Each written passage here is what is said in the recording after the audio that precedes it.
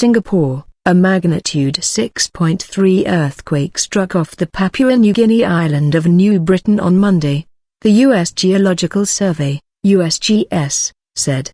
The quake struck 6 miles, 9 kilometers, northwest of the town of Rabaul, on the northeast tip of New Britain Island, it said. There were no immediate reports of any damage or casualties.